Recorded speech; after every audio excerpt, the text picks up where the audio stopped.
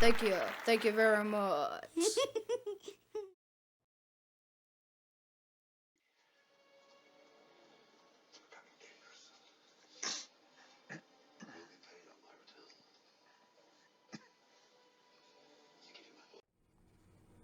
So, in general, what is this thing we call a reasonable accommodation?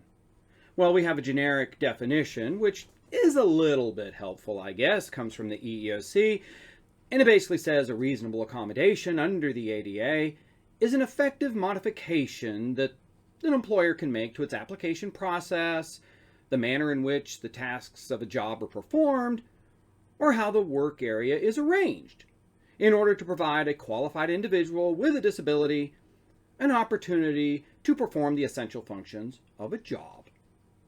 Well, that's a nice, vanilla, generic type of definition. Doesn't do us much good, though. But more specifically, what is a reasonable accommodation? What exactly should we be looking at? Well, the EEOC, in their infinite wisdom and helpfulness, have given us a list. Now, this is not an all-exclusive list, apparently, but it certainly is something to look at. And we're going to look at a lot of cases here that give us additional suggestions. And let me just clue you in here. As technology changes, this list gets longer and longer and longer. But the EEOC, through the regulations, have some suggestions for us. First of all, providing readily available access to the work area and usability of its various facilities like restrooms, water fountains. Okay, what does that mean? Well, it means ramps. It means putting in bathroom stalls that are wider for wheelchairs. It means maybe lowering water fountains, raising desks. Yes, construction. And the position that the EEOC has taken is whatever that costs, it's not just the cost for that one employee. It's for all the employees who might have a disability. Restructuring of job duties, modifying work schedules, or even permitting part-time work, if it's reasonable. And again, that is by the individualized inquiry, looking at the condition the person has, the job, all of those types of things. And you got to do it unless it puts an undue burden on you or hardship. Maybe we're going to reassign the employee with a disability to a vacant position for which the employee is qualified and able to perform. You don't have to put somebody into a position that they aren't qualified to do. Now, of course, correspondingly, if you're moving somebody to another position and that position pays less, well, the employee's salary can be modified. Make it fit. Here's a big one.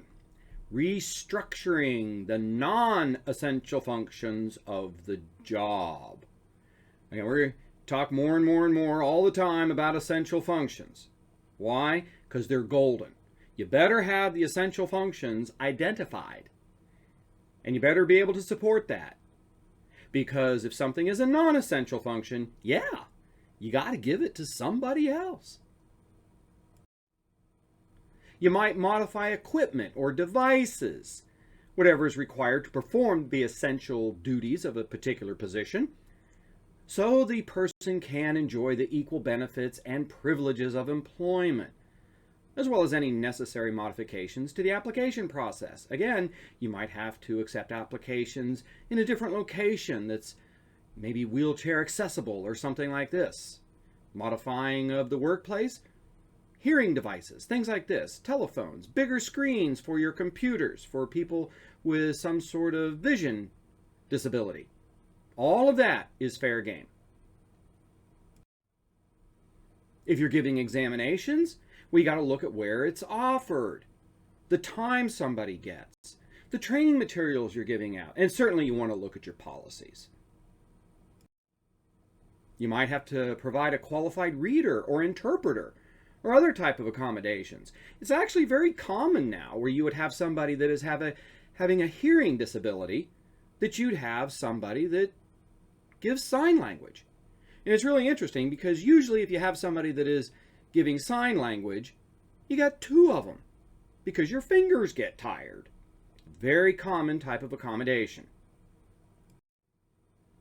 Or, in case we forgot anything, other similar accommodations for individuals with disability, but not to the point where the person providing assistance, like you're putting someone in there to help them, they're actually doing the job. You might have to have somebody help someone with a disability to do non-essential functions or to help them with a certain task so that they can then perform the essential functions of the job. Well, thank you for taking the time to go through this program with me. If you want more information on these types of topics, please feel free to go to my website at scottwarwick.com or shoot me an email at scott@scottwarwick.com.